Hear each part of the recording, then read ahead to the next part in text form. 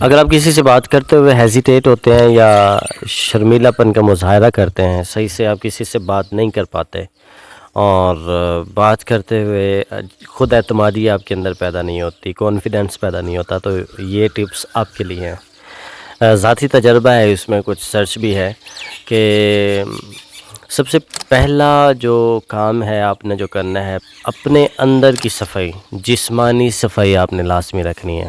اس میں آپ کے غیر ضروری بال ہو گئے، پھر آپ نے اپنی مونچھوں کو تراش کے رکھنا ہے، آپ کا ہیئر سٹائل اچھا ہو، تراشا ہو، آپ کی داڑھی ہے تو آپ نے خط وغیرہ بنوایا ہو، اور اس کے علاوہ آپ کے جسم سے بدبو نہیں آنی چاہیے، خوشبو لگا کر آپ نے رکھنی ہے۔ یہ ہو گئی اندرونی صفائی۔ اس کے علاوہ جو آپ نے دوسرا کام کرنا ہے وہ یہ کرنا ہے کہ آپ نے ڈریسنگ اپنی اچھی رکھنی ہے۔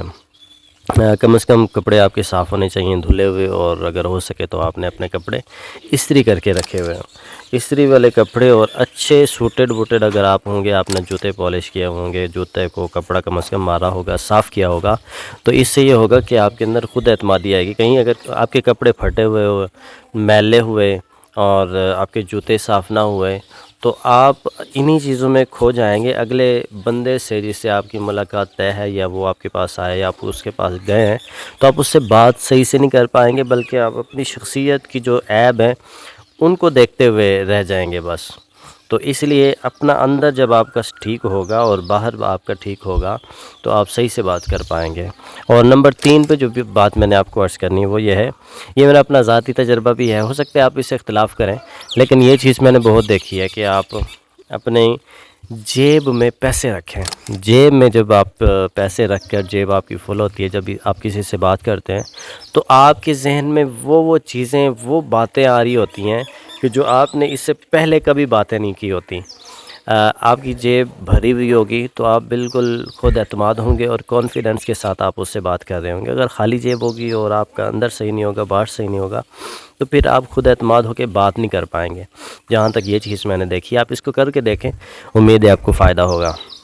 اور نمبر 4 پہ جو چیز آتی ہے وہ یہ آتی ہے کہ جس سے آپ کی ملاقات طے ہے، آپ اس سے ملنے گئے ہیں یا وہ آپ سے ملنے کے لیے آیا ہے، کوئی بھی ایسی صورتحال ہے، کوئی آپ گیسٹ سے کسی سے ملاقات کر رہے ہیں، آپ اس سے امید نہ لگائیں۔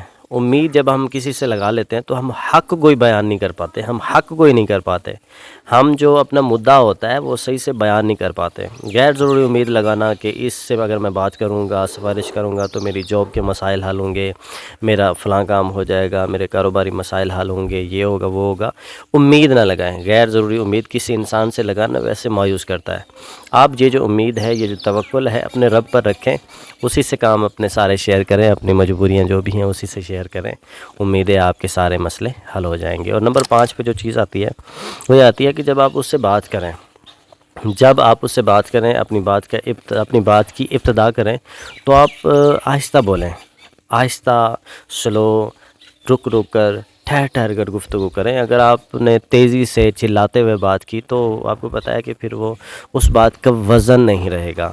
اس بات کو آپ کو پتہ ہے سب سے زیادہ بری اور تیز آواز کس کی ہوتی ہے؟ گدھے کی ہوتی ہے۔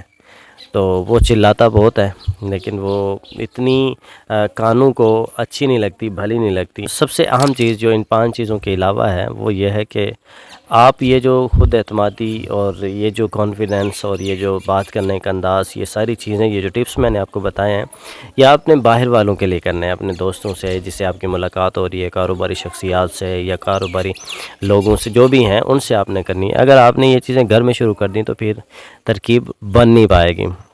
دیکھ لیں اپنے بڑوں سے آپ نے ہمیشہ اپنے پر بچھا کے رکھنے ہیں اور عاجزی اپنانی ہے، صبر آزمانا ہے، اور یہ نہ ہو کہ آپ سمجھ سکتے ہیں کہ ہمارے کانفیڈنس، خود اعتمادی اور بدتمیزی میں صرف 1 درجے کا فرق ہوتا ہے۔ جب خود اعتمادی اس 1 درجے سے بڑھ جاتی ہے، یہ کانفیڈنس ہمارے نوجوانوں میں 1 درجہ جب بڑھتا ہے تو وہ بدتمیزی اس میں داخل ہو جاتی ہے۔ اس چیز کا بھی آپ نے خیال رکھنا ہے، یہ چیزیں اپنائیں، انشاءاللہ آپ کی زندگی میں خود اعتمادی یعنی کانفیڈنس پیدا ہوگا۔